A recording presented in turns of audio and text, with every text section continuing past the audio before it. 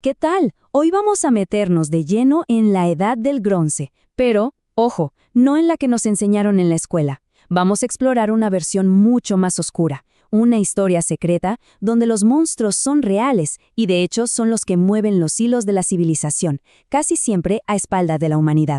Y esta es la pregunta clave de todo, ¿no? ¿Qué pasaría si esas leyendas de dioses furiosos, de inventores geniales, de ciudades enteras borradas del mapa, no fueran leyendas, sino más bien el recuerdo distorsionado de hechos sobrenaturales? Eso es la base del mundo de tinieblas, una historia oculta que sucede justo debajo de la nuestra.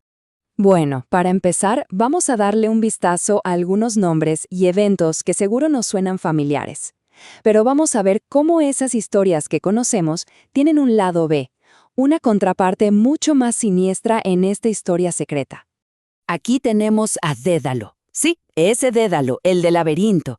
En nuestra historia es una figura de mito, pero en este universo, no. Fue una persona de carne y hueso, un genio tan increíble que su carrera duró 60 años y se convirtió en leyenda. Y así como los mortales extraordinarios dejan su huella, a veces la intervención es mucho más, digamos que más divina y violenta. Y acá es donde la cosa se pone buenísima. Fíjense en el contraste. La historia de Sodoma y Gomorra la conocemos todos. Ira divina, fuego, azufre. Pero la versión del mundo de tinieblas es mucho más específica. No fue un dios anónimo. Fue una tribu de hombres lobo, las Furias Negras, que decidieron tomar el asunto en sus propias manos. Y esta cita lo dice todo. La frase puentes lunares no es una metáfora, Se refiere a portales místicos, pasajes que estas criaturas pueden abrir para moverse instantáneamente. Esto cambia todo. Ya no es un castigo divino abstracto, es una incursión militar sobrenatural, precisa, aterradora. El punto es que la intervención de estos seres es directa y personal. Mientras todo esto pasa, la historia humana, la oficial, sigue su curso. Pero siempre con un matiz. La construcción del Etemenanki, ese famoso sigurat para el dios Marduk, no era solo un proyecto de ingeniería. En este mundo, estas estructuras tienen propósitos místicos, funcionan como focos de poder, y donde hay poder, inevitablemente se viene el conflicto. Ahora avancemos un poco para ver cómo todos estos hilos se terminan uniendo en un conflicto a una escala masiva. Ya no hablamos de eventos aislados, sino de una guerra total. Una guerra que definió el futuro de una de las civilizaciones más grandes de la historia, Egipto. Aquí tenemos a los protagonistas de esta guerra. Por un lado, dos tribus de hombres lobo, los caminantes silenciosos, que eran los guardianes nativos de Egipto, y sus aliados, los rehuesos.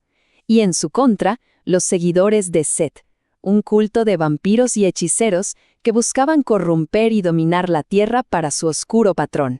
Aquí es donde la narrativa se pone fascinante, porque, al igual que en la historia real, los registros de este conflicto secreto son un lío.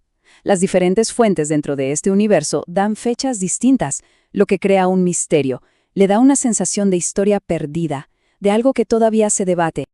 Esta diapositiva muestra las discrepancias. ¿Empezó en el 1880 a.C. o fue casi un siglo después? ¿O tal vez durante la 13ª dinastía? Esta falta de un registro único y claro hace que el mundo se sienta mucho más real. La historia no es un monolito, es un rompecabezas de relatos que muchas veces no coinciden. Entonces, ¿cómo perdieron los hombres lobo? La respuesta es el arma definitiva de Set, una maldición de un poder increíble. Y no hablamos de una simple plaga o un ataque, fue un ataque espiritual. Les cortó de raíz su conexión con la tierra, con sus ancestros, con los espíritus de Egipto. Los dejó sordos y ciegos espiritualmente en su propio hogar. Las consecuencias fueron devastadoras. Los caminantes silenciosos fueron forzados a un exilio eterno. Sus aliados, los roehuesos, sufrieron pérdidas terribles. Y para colmo, la derrota sembró una división interna amarguísima. Nació una enemistad entre las facciones que seguían a distintos espíritus guía, a los tótems de la rata y el búho, una rivalidad que, créanme, sigue viva hasta el día de hoy. Y esto nos lleva al punto final de toda esta exploración. Nada de esto es simplemente historia antigua. Los eventos de la Edad del Bronce proyectan una sombra larguísima que llega hasta la era moderna de este universo. El punto crucial es este. La guerra en Egipto no fue solo una guerra. Fue el origen de una diáspora, el nacimiento de una maldición que define a toda una tribu y la fuente de una enemistad que divide a otra. Estos no son simples datos históricos, son las heridas fundacionales que todavía sangran miles de años después. Y así cerramos con una pregunta que queda en el aire. Si la Edad del Bronce esconde una guerra entre vampiros y hombres lobo por el alma de Egipto, ¿qué otros horrores y maravillas se ocultan detrás de los eventos que creemos conocer? La historia al final nunca es tan simple como parece.